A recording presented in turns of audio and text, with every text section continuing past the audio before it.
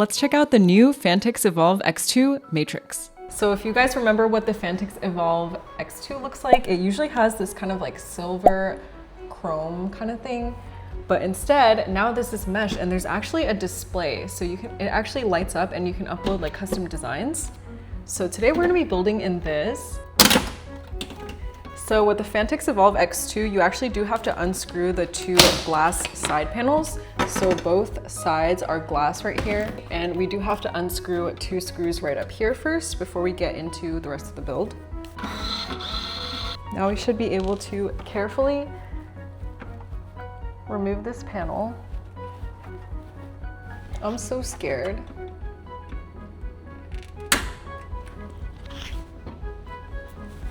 All right, so one glass panel has been removed, and then we'll have to unscrew the top of this one.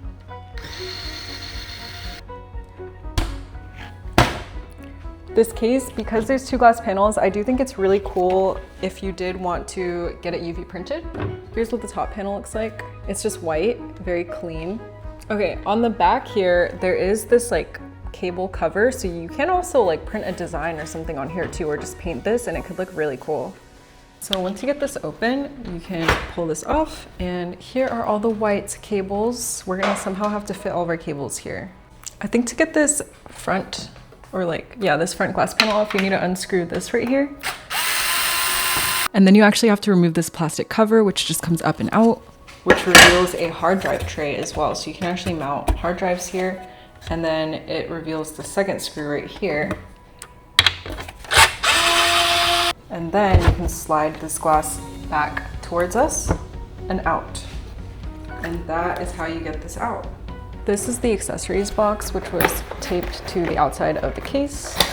It came with a pretty robust instruction manual, although it did not explain how to take the front glass panel off, so I actually did have to Google it, unless I missed it. It also comes with a pretty nice microfiber to wipe all those glass panels, which I think is really nice. And I love that they include a box for your screws. And then there's also a bunch of zip ties and also an RGB cable adapter. And here's everything I'm using for today's build. Also guys, I spent a lot of time setting up my new studio just for this video because I wanted to make it super cinematic. So let's enjoy some cozy ASMR build stuff for the next couple minutes.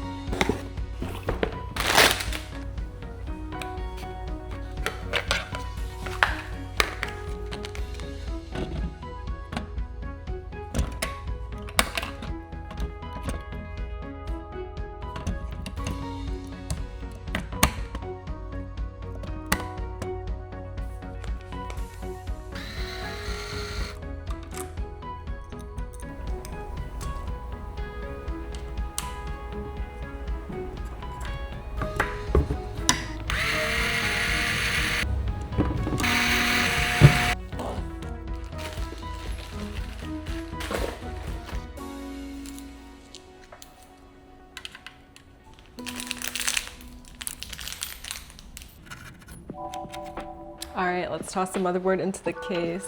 So the phanteks evolv X2 is technically a mid-tower case. It is pretty tall, but I do like it's very skinny, so it doesn't take up a lot of space on your desk. It also does support up to two 80mm wide eATX motherboards. I'm using an ATX motherboard, but it also does fit a micro ATX and mini ITX. Plus, they also support back connect motherboards, including MSI's Project Zero and ASUS's BTF.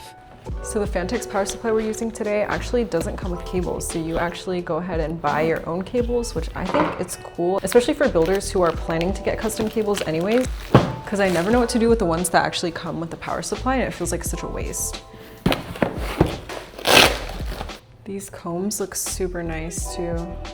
It doesn't come with the 8-pin power connectors for your GPU, so it does come with the 12-volt high power for the 50 series. But if you have an AMD GPU or an older NVIDIA one, you have to buy different cables because this one has 2 for your CPU, 24-pin, and then the 12-volt high power. And then it has a bunch of, it even has Molex and your SATA connectors, but no 8-pin PCIe.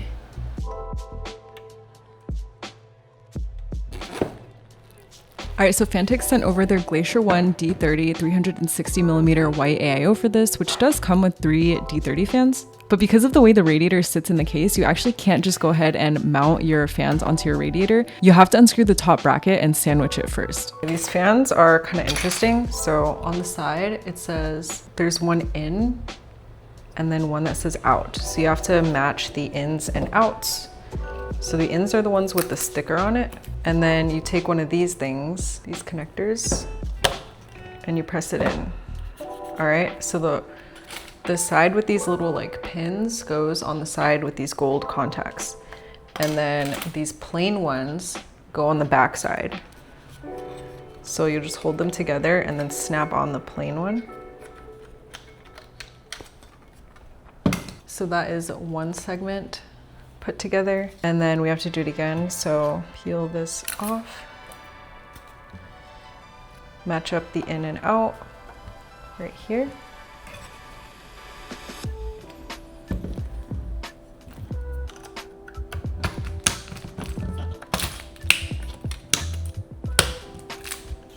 And then on the back.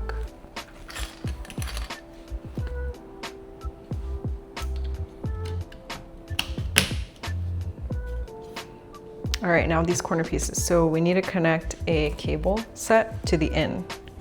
Do not connect it to the out. If you connect it to the out, it's not gonna work. So you're supposed to connect the back of it first and then snap this on. Oop. Oh, yeah, just like that. Okay, all done. And then now there are covers for the other three corners too, if you want to use those. Okay, so you should have your fans, your radiator, and this bracket thing. We're gonna go ahead, this is like kind of complicated, but we're going to grab this pump and put it through here. That bracket is not symmetrical. There is a front and back, so you're gonna wanna make sure it kind of bends around the cooler. Otherwise you won't be able to screw it back in and you'll have to redo it all and flip it. Now I'm gonna put the cable on the left side where you can see these holes on that little bracket, and I'm gonna thread the fan cables through. And I already have the screws kind of threaded through the fan holes because I feel like this is the easiest way to match it up with the bracket in between the radiator and the fans.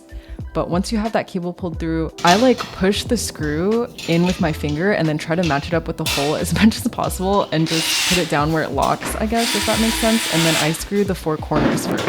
And then I forgot to do this, but it's way easier if you do it with everything outside of the case, but you can actually cover those little screw holes now with the included little covers before installing it into the case.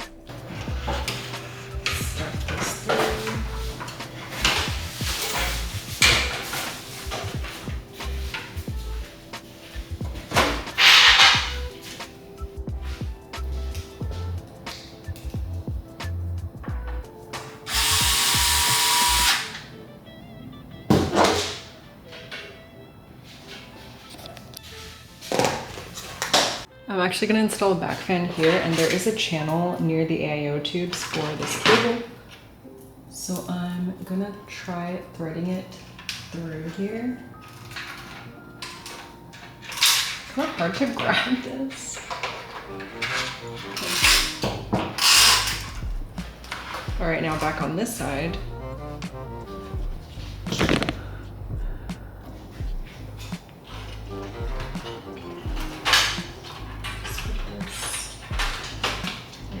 The screw holes for this back fan are super deep, so if you have a thicker screwdriver like the LTT, you might need an extendo bit or something else to screw it in because it might be too fat. All right, for some reason I forgot to install my cooler. The D30 already came with the Intel bracket installed, I believe, so we didn't have to switch out the bracket or anything. I just used the 4 included nuts and screwed it in an X pattern. Because this is the Matrix edition of the case, we do need to power the little LEDs in the front. So there is an included SATA and a USB connector, which I'm gonna plug into the USB header of my motherboard. And then we will need to power it with a SATA cable on the PSU. Like I mentioned before, this particular PSU does not come with cables, which is why we bought that white PSU cable kit to plug in. But I'm just plugging in that additional SATA cable, and then I also plugged in the 12-watt high power for my GPU. And then my 24 pin for my motherboard and the CPU power cable was already plugged in from when we installed the motherboard, so I'm just connecting that and then sliding the power supply in and screwing it. Oh my gosh, that phanteks power supply actually came with a jumper, which is really great for water cooling. And then obviously the power cable and a ton of zip ties. And because all the fans sit flush, to install the bottom fans, you also have to take out this bracket. So we're gonna unscrew this little screw in the back. So it's like this, we're gonna slide it forward and then we can pop it out. and we're going to screw this. I actually ended up flipping mine to where the cable is on the left side because there's a channel there. All right, so on the back here, we're gonna align the holes right here. See, align it, and then we can screw them in. Well, now we can go ahead and put this back in, just literally the way we got it out. But we're also gonna route this cable to the back.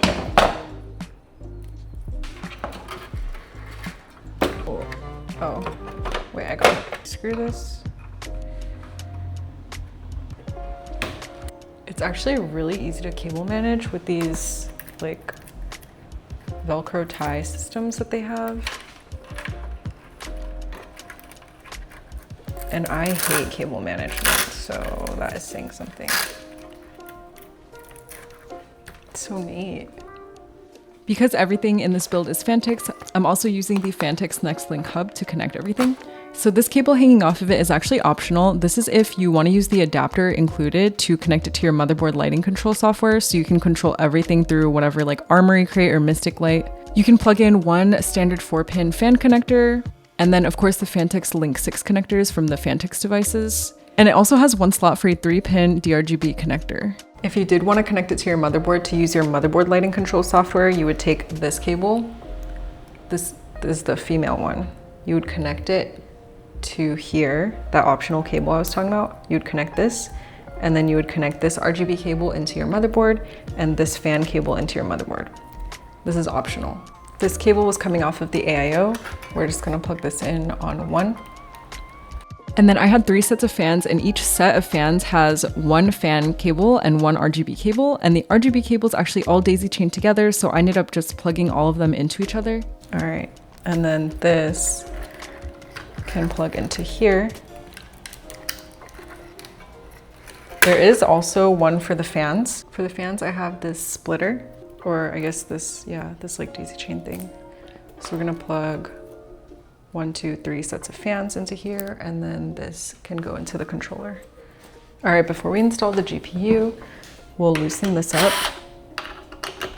And this is the built-in sag bracket, so you can actually move this around.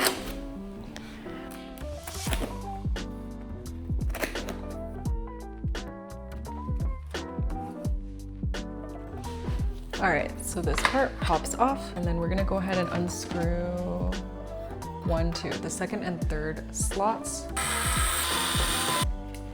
Get rid of that. Make sure the slot is open right here.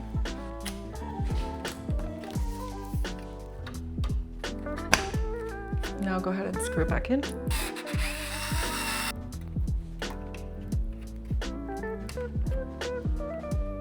Now to put this bracket, I don't even think this is like tall enough. Oh, actually, okay, so if you're running into this issue like me, you can completely unscrew this one, and then you can move it up to here. So make sure it's like nice and snug. And pop this back on. And now we're done with the build, so it's time to close everything back up. Luckily, because my power supply had those custom white cables, I did not have miles and miles of cable to manage, so it was actually super easy to close the back panel. It also does help if you shove whatever extra cable you have into the bottom, because if you have a bunch of it on the side, that causes problems with closing it. I don't know if that makes sense. Like, I did a build in a black one before where I kind of had a hard time closing it.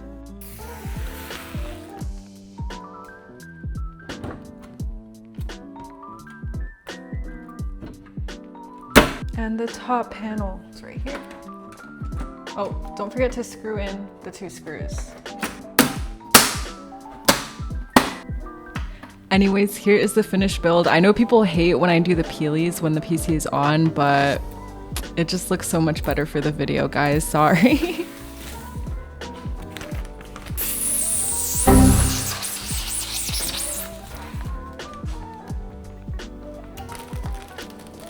It's just memory training.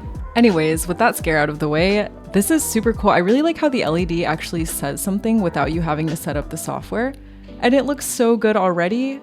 But I ended up downloading the phanteks NextLink app, which they are boasting does not utilize a lot of your CPU. I know that's sometimes a concern with some of these super bulky like lighting softwares and stuff, is that it's actually taking away performance, so it's like pay to lose. They have a ton of preloaded little designs and things. I really like the pixel animations. They have what I think is a crab, some cats, and a shooting star animation, which is super cute. You can actually customize the colors of everything. And then they do have some actually useful ones too. Like you can check your CPU or GPU utilization, your fans, what date it is. You can also input custom text, and there are actually different sections, so you can actually display multiple of these at once. So you can actually display up to like, I think 6 at once, which is kind of crazy. I prefer it with just 2, like one on the front and one on the side. But you guys let me know what you think. I'm gonna need some Peach custom animations. Like, can the phanteks team please get on that? Because I just think that would be super adorable.